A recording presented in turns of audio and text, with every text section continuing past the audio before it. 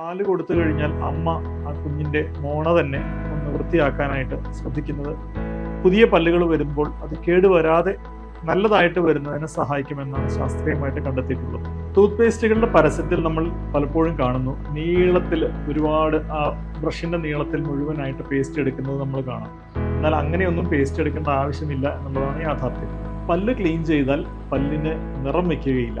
രാത്രി ഉമിനീരിന്റെ പ്രവർത്തനം വളരെ കുറവായതുകൊണ്ട് പല്ലിൽ പറ്റിപ്പിടിച്ചിരിക്കുന്ന ഭക്ഷണ പദാർത്ഥങ്ങൾ ഫെർമെന്റേഷൻ മുഖാന്തരം ആസിഡ് ഉൽപ്പാദിപ്പിക്കുകയും തൽഫലമായി പല്ല് കേടുവരാനുള്ള സാധ്യതകൾ വളരെ കൂടുതലുമാണ്. മോണ പഴുപ്പിന് ഉപ്പുവെള്ളം കൊള്ളുന്നത് ഒരു ശാശ്വതമായ പരിഹാരമേ അല്ല.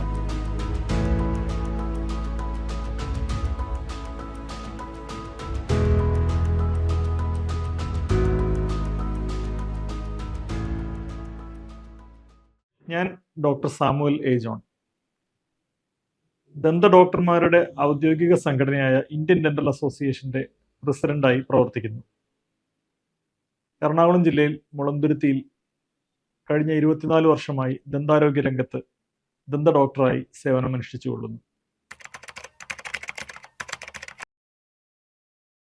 ദന്തപരിചരണം ആരംഭിക്കേണ്ടത് യഥാർത്ഥത്തിൽ ഒരു കുഞ്ഞ് ജനിച്ച് അതിനൊരു 6 മാസം മുതൽ അതിന് ദന്തപരിചരണം ആരംഭിക്കേണ്ടതാണ്. കാരണം എപ്പോൾ പല്ല് മുളയ്ക്കുന്നു അപ്പോൾ മുതൽ ദന്തപരിചരണത്തെ പറ്റി മാതാപിതാക്കൾ ബോധവാന്മാരാകേണ്ടതാണ്. ഒരു കുഞ്ഞിന് പാൽപ്പല്ല് വരുന്നതിന് മുമ്പേ തന്നെ പാല് കൊടുത്തു കഴിഞ്ഞാൽ അമ്മ ആ കുഞ്ഞിൻ്റെ മോണ തന്നെ ഒന്ന് വൃത്തിയാക്കാനായിട്ട് ശ്രദ്ധിക്കുന്നത് പുതിയ പല്ലുകൾ വരുമ്പോൾ അത് കേടുവരാതെ നല്ലതായിട്ട് വരുന്നതിനെ സഹായിക്കുമെന്നാണ് ശാസ്ത്രീയമായിട്ട് കണ്ടെത്തിയിട്ടുള്ളത്. പല്ല് വന്നു കഴിഞ്ഞാൽ തീർച്ചയായും പാലെല്ലാം കൊടുത്തു കഴിഞ്ഞാൽ അമ്മമാര് പഞ്ഞി കൊണ്ടോ നനഞ്ഞ ഒരു വൃത്തിയുള്ള തുണി കൊണ്ടോ പല്ലുകൾ തുടച്ച് അത് വൃത്തിയാക്കേണ്ടതുമാണ്.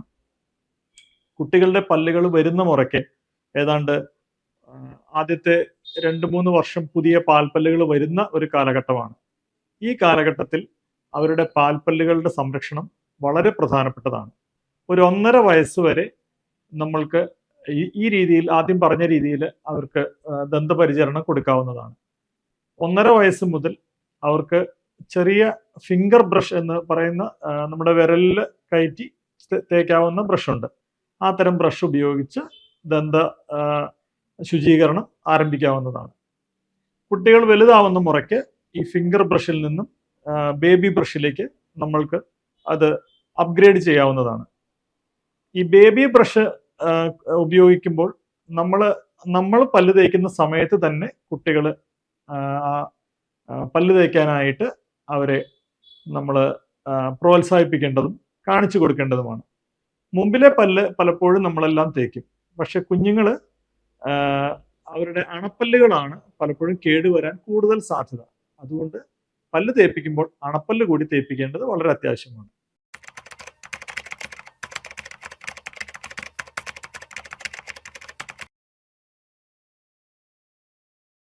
രണ്ടു നേരമെങ്കിലും പല്ല് തേക്കണം എന്നാണ് ശാസ്ത്രീയമായിട്ട് നമുക്ക് പറയാൻ കഴിയുന്നത്. സാധിക്കുമെങ്കിൽ ഓരോ ഭക്ഷണത്തിന് ശേഷവും പല്ല് തേക്കണം, പക്ഷെ പ്രായോഗിക തലത്തിൽ അത് നടപ്പിൽ വരുത്താൻ ബുദ്ധിമുട്ടുള്ളത് കൊണ്ട് ചുരുങ്ങിയ പക്ഷം 2 നേരമെങ്കിലും പല്ല് തേക്കേണ്ടതാണ്.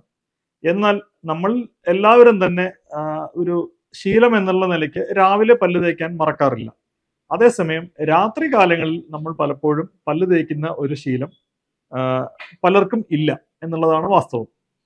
രാത്രി ഉമിനീരിന്റെ പ്രവർത്തനം വളരെ കുറവായതുകൊണ്ട് പല്ലിൽ പറ്റിപ്പിടിച്ചിരിക്കുന്ന ഭക്ഷണ പദാർത്ഥങ്ങൾ ഫെർമെന്റേഷൻ മുഖാന്തരം ആസിഡ് ഉൽപ്പാദിപ്പിക്കുകയും തൽഫലമായി പല്ല് കേടുവരാനുള്ള സാധ്യതകൾ വളരെ കൂടുതലുമാണ്. അതുകൊണ്ട് തന്നെ രാത്രി പല്ല് തേക്കുന്നതാണ് രാവിലെ പല്ല് തേക്കുന്നതിനേക്കാൾ കൂടുതൽ പ്രധാനം. പിന്നെ പല്ല് തേക്കാനായിട്ട് പരമ്പരാഗതമായി നമ്മൾ ഉപയോഗിച്ചുകൊണ്ടിരുന്ന പല രീതികളാണ് ഉമിക്കരി, അതുപോലെ മാവില, ഇങ്ങനെയുള്ള വേപ്പിൻ്റെ ചെറിയ കമ്പ്, ഇതെല്ലാം നമ്മൾ ഉപയോഗിക്കുന്ന ഒരു സമ്പ്രദായം നാട്ടിൽ നിലവിലുണ്ടായിരുന്നു. അതിനെല്ലാം ചെറിയ രീതിയിലുള്ള ഗുണങ്ങളുണ്ടെങ്കിലും ഒരു പല്ല് തേക്കുന്ന ബ്രഷിൻ്റെ ഒരു പ്രവർത്തനത്തിൻ്റെ ഒരു ഗുണം ഒരിക്കലും നമ്മൾക്ക് കിട്ടില്ല.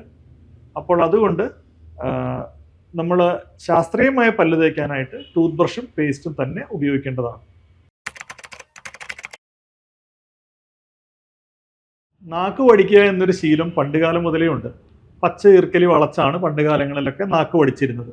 പിന്നീട് അതിനുവേണ്ടി പ്ലാസ്റ്റിക്കോ അല്ലെങ്കിൽ സ്റ്റീലോ ആയിട്ടുള്ള ചില ഉപകരണങ്ങൾ നാക്ക് വടിക്കാനായിട്ട് ടങ് ക്ലീനേഴ്സ് എന്ന പേരിൽ നമ്മൾക്ക് അവൈലബിൾ ആയിരുന്നു. എന്നാൽ നാക്കിൻ്റെ മുൻഭാഗത്ത് നമ്മൾ വൃത്തിയാക്കാനായിട്ട് ഏറ്റവും നല്ലത് നമ്മുടെ ബ്രഷ് തന്നെയാണ്. നാക്കിൻ്റെ പുറകോട്ട് പോയി നമ്മൾ ഈ ബ്രഷ് ഓടിച്ചു കഴിഞ്ഞാൽ നമ്മൾക്ക് പലപ്പോഴും അത് ബുദ്ധിമുട്ടുണ്ടാക്കും. അതുകൊണ്ട് നാക്കിൻ്റെ മുൻഭാഗം മാത്രം നമ്മൾക്ക് ആ രീതിയിൽ ബ്രഷ് ഉപയോഗിച്ച് വൃത്തിയാക്കി കഴിഞ്ഞാൽ വായനാറ്റം നല്ലൊരു പരിധി വരെ തടയാനായിട്ട് സാധിക്കും.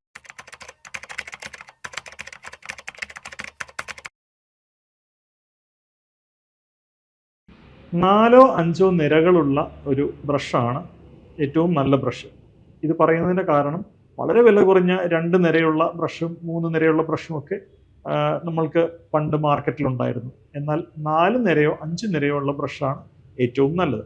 ബ്രഷിൽ തന്നെ soft, medium, hard, super soft, ഇങ്ങനെ പലതരം ബ്രഷുകൾ നമ്മൾക്കുണ്ട്. ഇതിൽ ഓരോന്നും ഉപയോഗിക്കേണ്ട സാഹചര്യങ്ങൾ വ്യത്യസ്തമാണ്. സോഫ്റ്റ് ടൂത്ത് ബ്രഷ് പൊതുവിൽ നമ്മൾക്ക് നല്ലതാണ്. എങ്കിൽ പോലും മീഡിയം ബ്രഷാണ് ഏറ്റവും കൂടുതലായിട്ട് നമ്മൾ റെക്കമെൻഡ് ചെയ്യുന്നത്. സോഫ്റ്റ് ബ്രഷോ പ്രായമായവരിലും മോണയ്ക്ക് വളരെ പരിക്കുകൾ ഉണ്ടാവാൻ സാധ്യതയുള്ളവരിലും ഒക്കെ നമ്മൾ സൂപ്പർ സോഫ്റ്റ് ബ്രഷും ഉപയോഗിക്കാനായിട്ട് കൊടുക്കാറുണ്ട്. അതേസമയം ഈ പല്ല് സെറ്റൊക്കെ വൃത്തിയാക്കാനായിട്ട് എപ്പോഴും നല്ലത് ഹാർഡ് ടൂത്ത് ബ്രഷാണ്. കുട്ടികൾക്കാകട്ടെ അവരുടേതായിട്ടുള്ള ചെറിയ കിഡ് ടൂത്ത് ബ്രഷും ഇന്ന് അവൈലബിൾ ആണ്. Baby tooth brush, kid tooth brush ഒക്കെ അവൈലബിൾ ആണ്. അതിൻ്റെ നാരുകളിലും വ്യത്യാസമുണ്ട്. അപ്പോൾ ഇങ്ങനെ പല തരത്തിലുള്ള ബ്രഷുകൾ അവൈലബിൾ ആണ്. നമ്മൾക്ക് ഏറ്റവും അനുയോജ്യമായത് നമ്മൾ തിരഞ്ഞെടുക്കേണ്ടതാണ്. ഒരു ടൂത്ത് ബ്രഷ് നന്നായി പരിപാലിക്കേണ്ടത് വളരെ അത്യാവശ്യപ്പെട്ടൊരു കാര്യമാണ്. ടൂത്ത് ബ്രഷ് വളരെ വൃത്തിയായി സൂക്ഷിക്കേണ്ടതും അതിൽ ആഹാര ശകലങ്ങളിൽ പതിയിരിപ്പില്ല, നമ്മൾ അത് വളരെയധികം കൃത്യമായി ഉറപ്പുവരുത്തണം. പലപ്പോഴും നല്ല രീതിയിൽ വാഷ് ബേസിനിൽ അത് കഴുകി മാത്രമേ നമ്മളത് എടുക്കാവുള്ളൂ. എടുത്ത ശേഷം ഉപയോഗശേഷം അത് അതുപോലെ തന്നെ നന്നായി കഴുകി ആഹാര ശകലങ്ങളിൽ ബ്രഷിൽ ഇരിക്കുന്നില്ല എന്ന് കൃത്യമായി ഉറപ്പുവരുത്തി അതിലെ വെള്ളമെല്ലാം കുടഞ്ഞ് കളഞ്ഞ് അത് ഉണങ്ങിയ ശേഷം ഒരു അടച്ചുറപ്പുള്ള കണ്ടെയ്നറിൽ അത് സൂക്ഷിക്കേണ്ടതാണ്. അത് തുറന്നു വെച്ച് കഴിഞ്ഞാൽ, പ്രത്യേകിച്ച് ബാത്റൂമിലോ അഥവാ അടുക്കളയിലോ വാഷ് ബേസിനരികിലോ ഒക്കെ വെച്ച് കഴിഞ്ഞാൽ പല്ലി, പാറ്റ തുടങ്ങിയ ജീവികൾ അതിൽ വരാനും അതിൽ നമ്മൾക്ക് അതിൻ്റെ ഹൈജീൻ മെയിൻ്റനൻസിനെ അത് ബാധിക്കും. തീർച്ചയായിട്ടും നമ്മൾ മനസ്സിലാക്കേണ്ടത് ഈ പല്ലി, പാറ്റ തുടങ്ങിയത് ഒരു അടുക്കളയിലെ സിങ്കിലോ അതുപോലെ വാഷ് ബേസിൻ്റെ അകത്തു നിന്നോ ബാത്റൂമിലാണെങ്കിൽ ക്ലോസറ്റിലോ ഒക്കെ അത് ജീവിക്കുന്ന ജീവികളാണ്. അപ്പോൾ അതുകൊണ്ട് തന്നെ ഈ ബ്രഷിൻ്റെ സൂക്ഷ്മത വളരെ പ്രധാനപ്പെട്ടതാണ്. അതുപോലെ കൃത്യമായ ഇടവേളകളിൽ ബ്രഷ് നമ്മൾ മാറ്റേണ്ടതുമാണ്. ഒരു 6 മാസം കൂടുമ്പോഴെങ്കിലും നമ്മുടെ ടൂത്ത് ബ്രഷ് നമ്മൾ മാറ്റണം. ആ ബ്രഷിൻ്റെ ബ്രിസിൽസ് അത് തേഞ്ഞ് തുടങ്ങിക്കഴിഞ്ഞാൽ ഞങ്ങൾ ഫ്ലവേർഡ് ടൂത്ത് ബ്രഷ് എന്നാണ് പറയുന്നത്, പൂ പോലെ വരും. ആ അവസരത്തിൽ വരാനായിട്ട് നമ്മൾ കാത്തിരിക്കാതെ അതിൻ്റെ ബ്രിസിൽസ് മോശമായി തുടങ്ങുക എന്ന് തോന്നിക്കഴിഞ്ഞാൽ അപ്പോൾ തന്നെ അത് മാറ്റി പുതിയ ടൂത്ത് ബ്രഷ് എടുക്കേണ്ടതാണ്. അപ്പോൾ ബ്രഷിൻ്റെ സെലക്ഷനിലും ബ്രഷിൻ്റെ പരിപാലനത്തിലും നമ്മൾ വളരെയധികം കൃത്യത പുലർത്തേണ്ടതാണ്.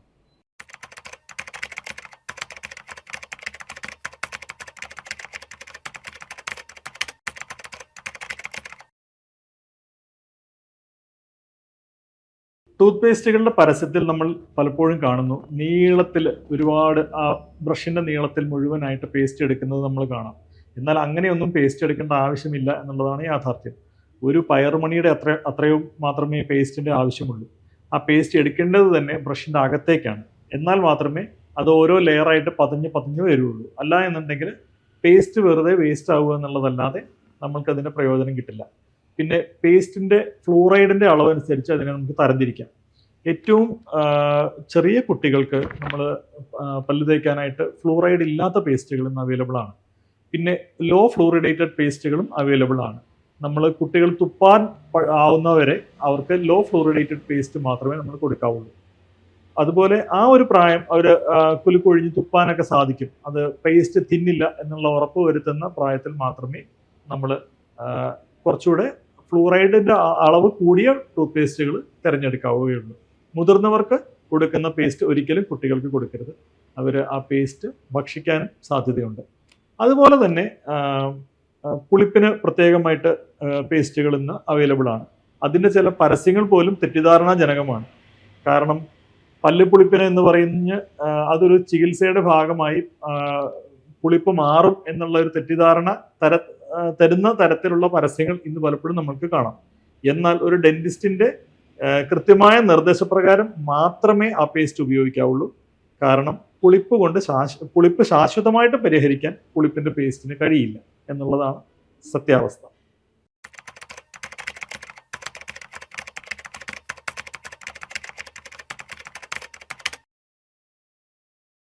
ഉപ്പുവെള്ളം കൊള്ളുക എന്ന് പറഞ്ഞാൽ അത് വളരെ നല്ലതാണ്. എങ്കിൽ പോലും മോണപഴുപ്പിന് ഉപ്പുവെള്ളം കൊള്ളുന്നത് ഒരു ശാശ്വതമായ പരിഹാരമേ അല്ല.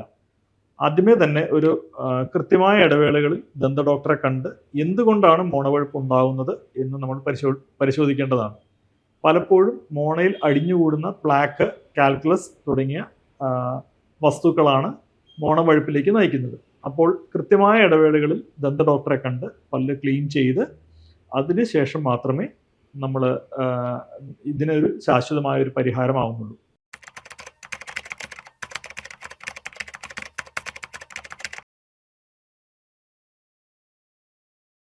ദന്ത ഡോക്ടർമാരെ പറ്റി ചിന്തിക്കുന്നത് പലപ്പോഴും പല്ലുവേദന ഉണ്ടാകുമ്പോഴാണ്. ഇതാണൊരു വസ്തുത. എന്നാൽ നമ്മൾ ഒരു കൃത്യമായ ഇടവേള 6 മാസം എന്നുള്ളതാണ് ശാസ്ത്രീയമായിട്ട് നമ്മൾ കണ്ടെത്തിയിട്ടുള്ളത്. 6 മാസത്തെ ഇടവേളയിൽ ഒരു ദന്ത ഡോക്ടറെ കാണുകയും അത് പരിശോധനകൾ കൃത്യമായി നടത്തുകയും ചെയ്യുക എന്നുള്ളതാണ് ദന്തരോഗം വരാതിരിക്കാനായിട്ടുള്ള ഏറ്റവും വലിയ മുൻകരുതൽ. എല്ലാ 6 മാസവും പരിശോധിച്ച ശേഷം ആവശ്യമായ നടപടികൾ നമ്മൾ എടുക്കണം. പലപ്പോഴും നമ്മൾ പല്ല് ക്ലീൻ ചെയ്യുന്നതിന് 6 മാസത്തിലൊരിക്കലോ വർഷത്തിലൊരിക്കലോ ദന്ത ഡോക്ടറെ സമീപിക്കേണ്ടതാണ്. ഇങ്ങനെ കൃത്യമായ ഇടവേളകളിൽ നമ്മൾ പല്ല് ക്ലീൻ ചെയ്യുകയാണെങ്കിൽ അതൊരു കൃത്യമായ രോഗനിർണയത്തിന് നമ്മളെ സഹായിക്കും. ദന്തക്ഷയം തുടക്കത്തിലെ കണ്ടുപിടിക്കാനും നമ്മൾക്ക് പല്ല് ക്ലീൻ ചെയ്യുന്നതിലൂടെ സാധിക്കും. മോണരോഗം തടയുവാനും ഈ കൃത്യമായ ഇടവേളകളിൽ പല്ല് ക്ലീൻ ചെയ്യുന്നത് നമ്മളെ സഹായിക്കും.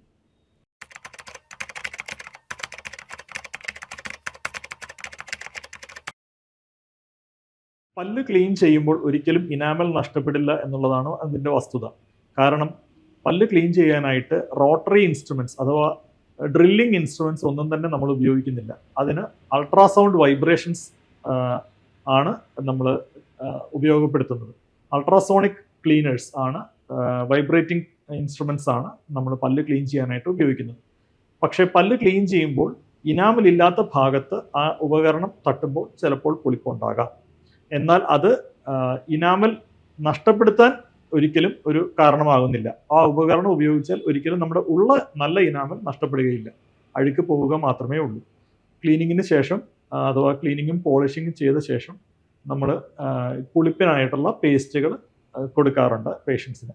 അപ്പോൾ മാത്രമാണ് കൃത്യമായി ആ പേസ്റ്റ് ഉപയോഗപ്പെടുകയുള്ളൂ.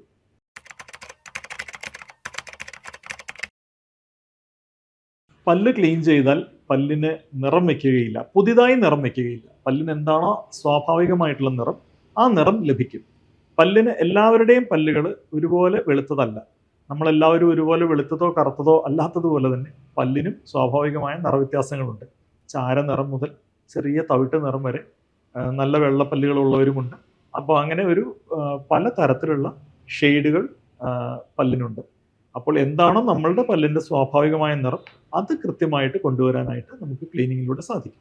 പല്ല് വെളുക്കണം എന്നുണ്ടെങ്കിൽ അതിന് മറ്റു ചില ബ്ലീച്ചിങ് മുതലായ സമ്പ്രദായങ്ങൾ ഇന്ന് നിലവിലുണ്ട്. അതൊരു കൃത്യമായ ഒരു പരിശോധനയിലൂടെ ആവശ്യമെങ്കിൽ ഡെന്റിസ്റ്റ് നിർദ്ദേശിക്കും. അപ്പോൾ മാത്രമേ അത് ചെയ്യേണ്ടതുള്ളൂ.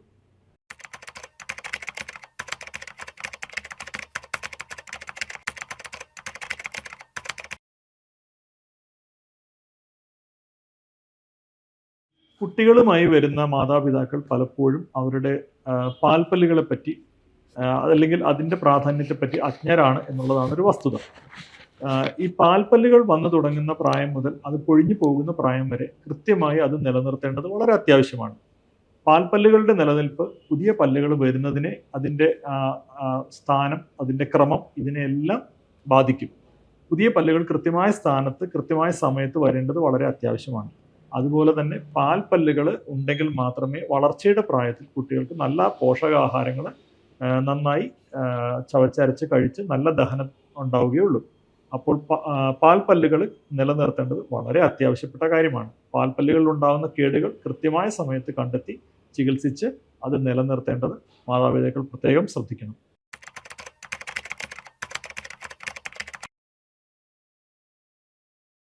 ധാരാളം ദന്ത രോഗ പ്രതിരോധ സംവിധാനങ്ങൾ ഇന്ന് നിലവിലുണ്ട്. ആദ്യത്തെ പ്രതിരോധ സംവിധാനമാണ് പല്ല് തേക്കുക എന്നുള്ളത്. പല്ല് കൃത്യമായ ഇടവേളകളിൽ തേക്കുകയും ദന്ത ഡോക്ടറെ കാണുകയും ചെയ്യുക എന്നുള്ളതാണ് ഏറ്റവും പ്രധാനം. അതുപോലെ തന്നെ ഇന്ന് പല്ല് കേടുവരാതിരിക്കാനുള്ള പിറ്റ് ആൻഡ് ഫിഷർ സീലൻസ്, അത് പല്ലിൽ കുഴികളും ചാലുകളും എല്ലാം ഉണ്ട്. നമ്മൾ വളരെ സൂക്ഷ്മതയോടുകൂടി നോക്കിക്കഴിഞ്ഞാൽ കുട്ടികളുടെ പല്ലുകളിൽ നമുക്ക് കാണാൻ കഴിയും. ഈ കുഴികളും ചാലുകളും അതിനകത്താണ് പലപ്പോഴും മധുരപദാർത്ഥങ്ങൾ കയറിയിരിക്കുന്നത്. അത് അവിടെ ഇരുന്ന് അത് ഫെർമെൻറ്റ് ചെയ്ത് ആസിഡ് ഉൽപ്പാദിപ്പിക്കുകയും തൽഫലമായി ദന്തക്ഷയം ഉണ്ടാവുകയും ചെയ്യുന്നു. അതുകൊണ്ട് കേട് വരാതിരിക്കാനായിട്ട് നമുക്ക് പിറ്റ് ആൻഡ് ഫിഷർ സീലൻസ് തുടങ്ങിയ അതുപോലെ ഫ്ലൂറൈഡ് വാർണിഷ് ഇങ്ങനെയുള്ള ചില സംവിധാനങ്ങൾ ഇന്ന് നിലവിലുണ്ട്. അത് വഴി നമ്മൾക്ക് ദന്തക്ഷയം തടയുവാനായിട്ട് സാധിക്കും.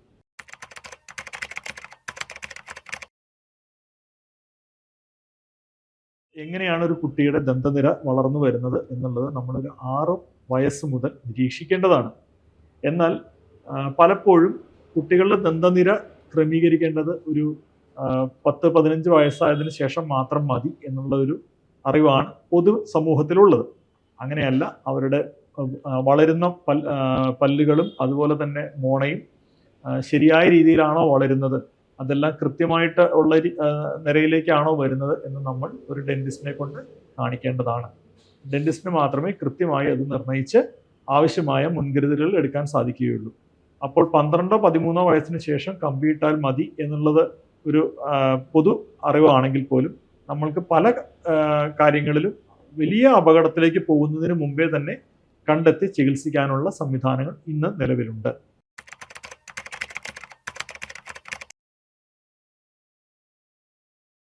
പല്ല് അമർത്തി തേച്ചാൽ പല്ല് താഴും എന്നുള്ളത് ഒരു മിഥ്യാധാരണയാണ്. കാരണം പല്ല് എല്ലിനകത്ത് ഉറച്ചിരിക്കുന്ന ഒരു വസ്തുവാണ്. ഇത് എല്ലിൻ്റെ അകത്ത് പല്ല് താഴണമെങ്കിൽ അതിന് നിശ്ചിതമായ അളവിലുള്ള ബലം അത് തുടർച്ചയായി കിട്ടിയെങ്കിൽ മാത്രമേ പല്ല് താഴ്ന്ന് അതിൻ്റെ നിരയിലേക്ക് വരികയുള്ളൂ.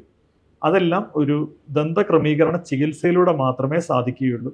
ഒരു നേരമോ 2 നേരമോ അമർത്തി തേച്ചത് കൊണ്ട് വലിയ വിശേഷമൊന്നും ഉണ്ടാവുകയില്ല. എന്നാൽ മോണ ഒഴിയുന്നത് കൊണ്ട് മോണയിലുള്ള രക്തയോട്ടം വർദ്ധിക്കാനും മോണയുടെ ആരോഗ്യം മെച്ചപ്പെടാനും അത് സഹായിക്കും.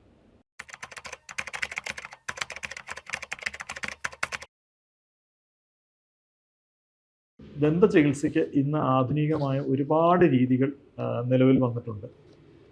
ഏറ്റവും പുതിയ സമ്പ്രദായങ്ങളായ ലേസർ ചികിത്സ, അതുപോലെ തന്നെ സ്കാനിങ് മെഷീനുകളുടെ വരവ്, അതുപോലെ കോമ്പോസിറ്റ്സ്, പല്ലടയ്ക്കാനുള്ള കോമ്പോസിറ്റ്സ്, അതുപോലെ ഇംപ്ലാന്റ് സർജറി, നഷ്ടപ്പെട്ട പല്ലുകൾ പുതിയ പല്ലുകൾ വയ്ക്കുന്നതിനുള്ള ഇംപ്ലാന്റ് സർജറി, ഇങ്ങനെ ദന്തശാസ്ത്രത്തിൽ എല്ലാ മേഖലകളിലും നൂതനമായിട്ടുള്ള പല രീതികളും വന്നിട്ടുണ്ട്. അതേസമയം ദന്തനിര ക്രമീകരിക്കാനായിട്ട് നേരത്തെ നമ്മൾ സ്ഥിരമായിട്ടിടുന്ന കമ്പികളൊക്കെയാണ് ഫിക്സഡ് ഓർത്തഡോണ്ടിക്സ് എന്നാണ് പറഞ്ഞിരുന്നത്.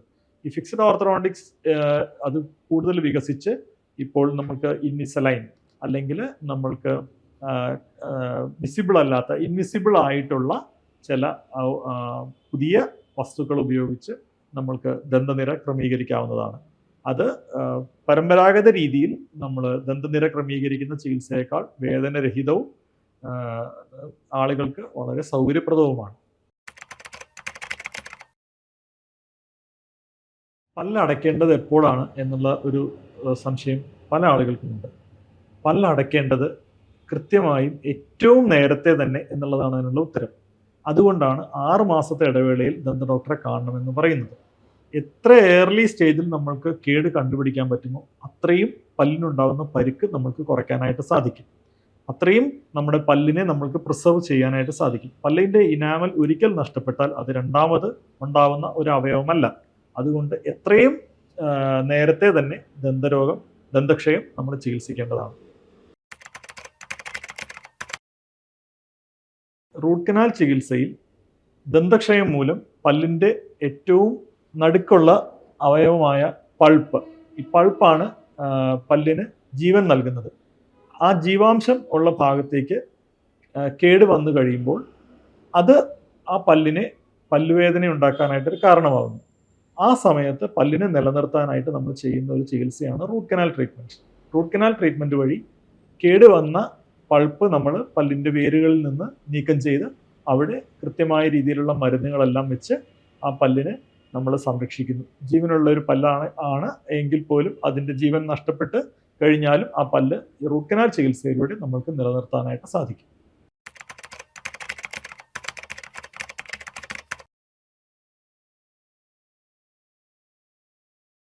തീർച്ചയായിട്ടും റൂട്ട് കനാൽ ചികിത്സ കഴിഞ്ഞാൽ പല്ല് നിർബന്ധമായിട്ടും നമ്മൾ അതിനൊരു ക്രൗൺ ഇട്ട് കൊടുക്കണം. അതിൻ്റെ കാരണം എന്താണെന്ന് വെച്ചാൽ റൂട്ട് കനാൽ ചികിത്സയ്ക്ക് വരുമ്പോൾ തന്നെ പല്ലിൻ്റെ ഒരു നല്ല ഭാഗം കേടുവന്ന് പോയിട്ടുണ്ടാകും. അപ്പോൾ റൂട്ട് കനാൽ ചികിത്സയ്ക്ക് ശേഷം പല്ല് നിർജ്ജീവമായി കഴിയുമ്പോൾ ആ പല്ല് പൊട്ടാനുള്ള സാധ്യത വളരെ കൂടുതലാണ്. അങ്ങനെ പല്ല് പൊട്ടി അത് ഉപയോഗശൂന്യമായി പോകാതിരിക്കാനാണ് പല്ല് റൂട്ട് കനാൽ ചികിത്സയ്ക്ക് ശേഷം ക്രൗൺ ചെയ്യണം അഥവാ ക്യാപ്പ് ഇടണം എന്ന് നമ്മൾ പറയുന്നത്.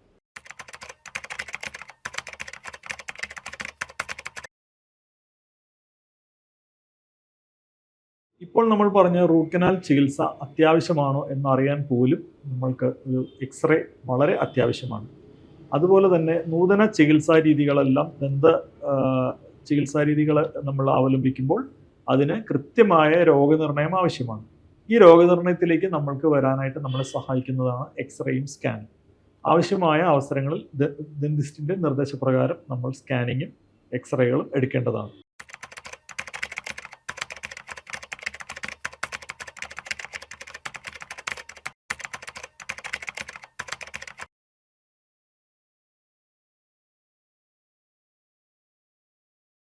തീർച്ചയായിട്ടും ഒരു പല്ല് നഷ്ടപ്പെട്ടാൽ അതൊരു വലിയ നഷ്ടം തന്നെയാണ്.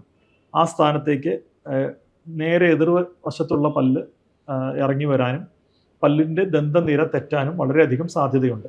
അത് മാത്രമല്ല, ഒരു പല്ല് നഷ്ടപ്പെട്ട് കഴിഞ്ഞാൽ ആ പല്ല് അതിൻ്റെ പ്രയോജനം നമ്മൾക്ക് നമ്മുടെ ചവയ്ക്കുമ്പോൾ നമുക്ക് ലഭിക്കുന്നില്ല. അതുകൊണ്ട് നമ്മൾ മറ്റ് പല്ലുകൾ ആ ലോഡ് ബെയർ ചെയ്യേണ്ടതായിട്ട് വരുന്നു. അപ്പോൾ ആ മറ്റ് പല്ലുകളുടെ സ്ഥാനത്തെയും ഈ നഷ്ടപ്പെട്ട പല്ല് നമ്മൾ കൃത്യമായിട്ട് റീപ്ലേസ് ചെയ്തിട്ടില്ലെങ്കിൽ അത് ബാധിക്കുന്നതാണ്.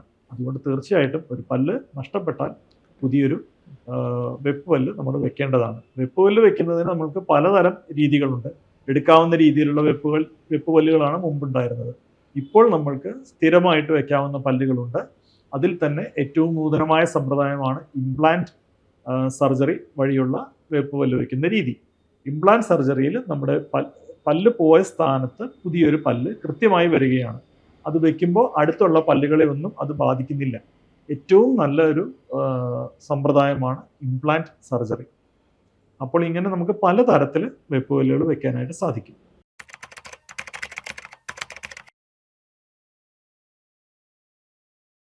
തീർച്ചയായും ദന്ത ചികിത്സയിലെ ഒരു നൂതന സമ്പ്രദായമാണ് ലേസർ. ലേസർ ചികിത്സ ദന്ത ചികിത്സാ രംഗത്ത് വന്നിട്ട് ഏതാണ്ട് ഒരു 5-6 വർഷമായി. ചുരുങ്ങിയ വർഷം കേരളത്തിലേക്കെങ്കിലും നമ്മുടെ ഇന്ത്യയിലേക്കെങ്കിലും വന്നിട്ട് ഒരു 5-6 വർഷമായിട്ടുണ്ട്. ലേസർ ദന്ത ചികിത്സാ രംഗത്തെ റൂട്ട് കനാൽ ചികിത്സ മുതൽ സർജറികളിൽ വരെ ഇന്ന് ഏറ്റവും നല്ല ഒരു ചികിത്സാ ഉപകരണമായിട്ട് നമ്മൾക്ക് പ്രയോജനപ്പെടുന്നുണ്ട്. പല രീതിയിലുള്ള ശസ്ത്രക്രിയകൾക്കും ഇന്ന് ലേസറാണ് നമ്മൾ ഉപയോഗിക്കുന്നത്.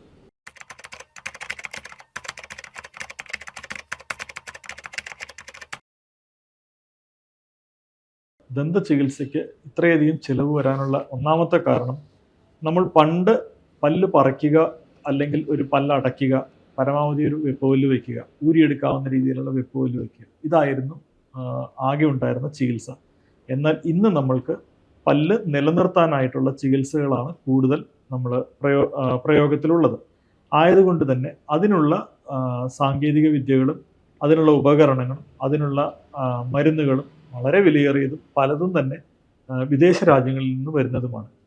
അതുകൂടാതെ ഏറ്റവും നല്ല സ്റ്റെറിലൈസേഷൻ പ്രോട്ടോക്കോളാണ് ഇന്ന് നമ്മൾ മെയിൻറ്റെയിൻ ചെയ്യുന്നത്.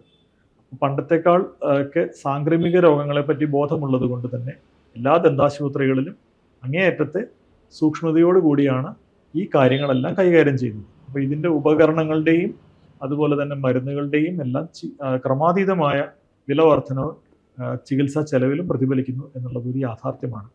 അതുകൊണ്ട് തന്നെയാണ് ദന്ത ചികിത്സ ചെലവേറിയതാകുന്നത്.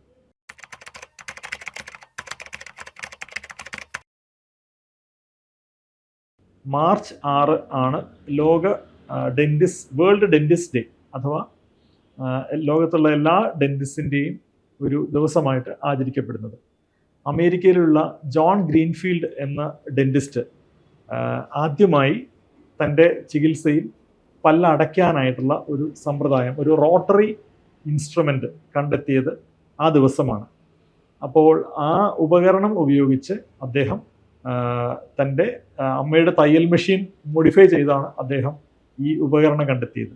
അതുവഴി ഒരു റോട്ടറി ഇൻസ്ട്രുമെൻ്റ് അദ്ദേഹം ഡെവലപ്പ് ചെയ്ത് നേരത്തെ ചുറ്റികയും ഉളിയും ഉപയോഗിച്ച് ഒരു ക്യാവിറ്റി പ്രിപ്പറേഷൻ അഥവാ ഒരു പല്ലടയ്ക്കാനുള്ള സമ്പ്രദായം, അതിൽ നിന്നെല്ലാം കുറേയും കൂടി ആധുനിക രീതിയിലുള്ള ഒരു പല്ലടയ്ക്കാനുള്ള സമ്പ്രദായം ആവിഷ്കരിച്ചത് അദ്ദേഹമാണ്.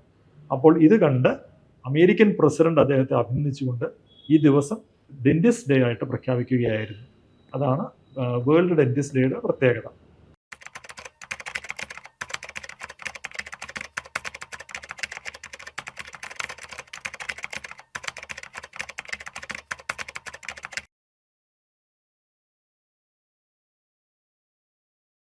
ഇന്ത്യൻ ഡെൻ്റൽ അസോസിയേഷൻ അഥവാ IDA ഇന്ത്യയിലുള്ള ദന്ത ഡോക്ടർമാരുടെ ഏക ഔദ്യോഗിക സംഘടനയാണ്.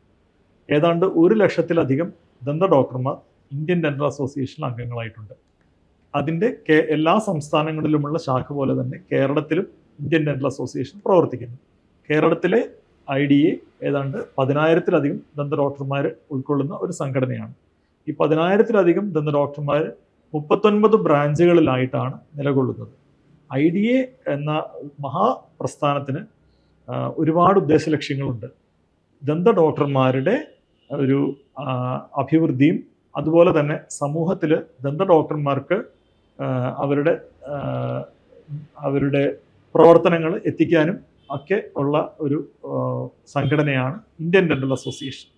ഇന്ത്യൻ ഡെൻ്റൽ അസോസിയേഷന് തുടർ വിദ്യാഭ്യാസം, ദന്ത ഡോക്ടർമാരുടെ തുടർ വിദ്യാഭ്യാസം, അതുപോലെ തന്നെ സ്കൂളുകളിൽ, അതുപോലെ കോളേജുകളിൽ, ഇവിടെയെല്ലാം നമ്മൾ ക്ലാസ്സുകൾ, അതായത് ദന്ത പരിചരണത്തെ പറ്റിയുള്ള ക്ലാസ്സുകൾ, അതുപോലെ നമ്മൾ പാർശ്വവൽക്കരിക്കപ്പെട്ട ജനസമൂഹങ്ങളിലേക്ക് ഇറങ്ങിച്ചെന്ന് അവിടെ പ്രവർത്തനങ്ങൾ, അവർക്ക് വേണ്ട ക്യാമ്പുകൾ കണ്ടക്ട് ചെയ്യുക. ഇങ്ങനെ അതുപോലെ ദന്ത ഡോക്ടർമാരുടെ അവരുടെ ഇൻഷുറൻസ്, അവരുടെ ലീഗൽ ഹെൽപ്പ്, ഇങ്ങനെയുള്ള കാര്യങ്ങളെല്ലാം ഇന്ത്യൻ ഡെൻ്റൽ അസോസിയേഷനാണ് കൈകാര്യം ചെയ്യുന്നത്.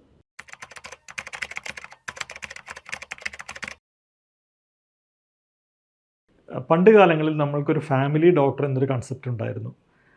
എല്ലാ നാട്ടിലും അങ്ങനെ നമ്മൾ ആ ഫാമിലി ഡോക്ടറെ കണ്ടിട്ടാണ് നമ്മൾ രോഗനിർണയം നടത്തുന്നതും പ്രാഥമികമായിട്ട് വേണ്ട എല്ലാ കാര്യങ്ങളും നേടുന്നതും.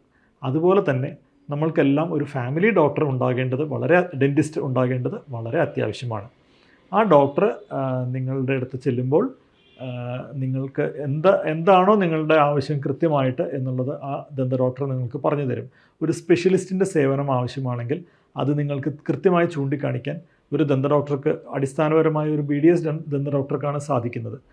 അപ്പോൾ നിങ്ങൾ തീർച്ചയായിട്ടും ഇന്ത്യൻ ഡെൻ്റൽ അസോസിയേഷൻ അംഗീകൃതമായിട്ടുള്ള ഒരു ദന്ത ഡോക്ടറെ തന്നെ സമീപിക്കണം. കാരണം ദന്ത ഡോക്ടർമാരുടെ തുടർ വിദ്യാഭ്യാസം ശാസ്ത്രീയമായിട്ട് നിർവഹിക്കുന്നത് ഇന്ത്യൻ ഡെൻ്റൽ അസോസിയേഷനാണ്. അതുകൊണ്ട് തന്നെ ഇന്ത്യൻ ഡെൻ്റൽ അസോസിയേഷനിൽ അംഗങ്ങളായിട്ടുള്ള ദന്ത ഡോക്ടർമാർ കൃത്യമായും പുതിയ കാര്യങ്ങളെപ്പറ്റി അറിവുള്ളവരായിരിക്കും. അപ്പോൾ നിങ്ങൾക്ക് ഏത് കാര്യത്തിനും രോഗ സംശയ നിവാരണത്തിനോ പ്രാഥമിക ദന്ത ചികിത്സകൾക്കോ ഇന്ത്യൻ ഡെൻ്റൽ അസോസിയേഷനിൽ അംഗമായിട്ടുള്ള ഒരു ദന്ത ഡോക്ടറെ തന്നെ നിങ്ങൾ സമീപിക്കേണ്ടതാണ്.